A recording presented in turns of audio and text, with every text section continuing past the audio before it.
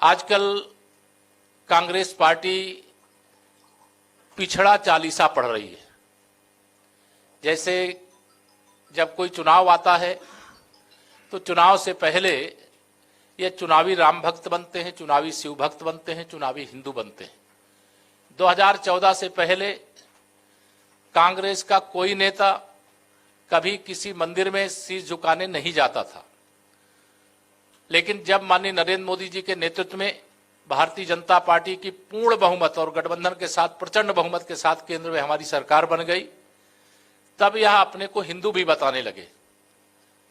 अब जब जनता यह जान गई कि यह तो चुनावी हिंदू हैं और इस को नकार दिया, तो अब यह ओबीसी की बात करते हैं।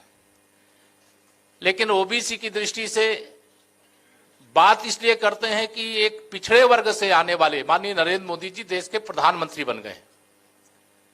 मध्य प्रदेश के इतिहास में कांग्रेस से मेरा सवाल है, वो बतावे कि उन्होंने मध्य प्रदेश में कोई ओबीसी मुख्यमंत्री क्यों नहीं बनाया।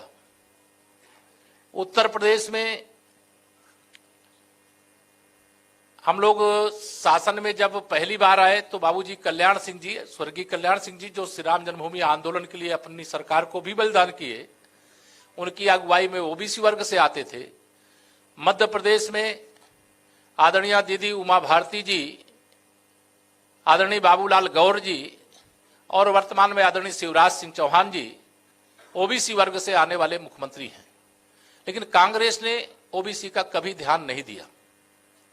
मंडल आयोग की रिपोर्ट को श्री राहुल गांधी जी की और श्रीमती प्रियंका वाड्रा जी की दादी जी श्रीमती इंदिरा गांधी जी ने मंडल आयोग की रिपोर्ट को ठंडे बस्ते में डालने का काम किया था। श्री राहुल गांधी जी और श्रीमती प्रियंका जी के पिता श्री राजीव गांधी जी, उन्होंने मंडल आयोग की रिपोर्ट को नकार दिया था। भारतीय जनता पार्टी ने सदा इसका समर्थन किया और मंडल आयोग की रिपोर्टों को देश में लागू करवाने का जो काम है उसको भी किया। देश लगातार ओबीसी आयोग की मांग करने का काम किया है कि ओबीसी आयोग भी एससी आयोग, एसटी आयोग की तरह ओबीसी आयोग भी बनाया जाए। लेकिन ओबीसी आयोग की मांग को सदा नकारने का काम कांग्रेस ने किया। लेकिन मैं माननीय प्रधानमंत्री श्री नरेंद्र मोदी जी के नेतृत्व वाली सरकार को धन्यवाद देता हूं कि उनकी अगुवाई में ओबीसी आयोग का गठन हुआ, संवैधानिक दर्जा देने का काम किया गया। इसका भी कांग्रेस विरोध कर रही थी।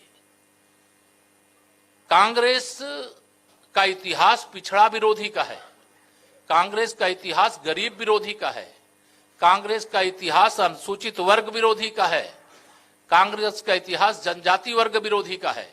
कांग्रेस का इतिहास किसी का भला करना नहीं है। नारा तो ये लगा सकते हैं गरीबी हटाओ का, लेकिन गरीबी हटाने की जगह कांग्रेसियों की अमीरी बढ़ाने का काम करते हैं।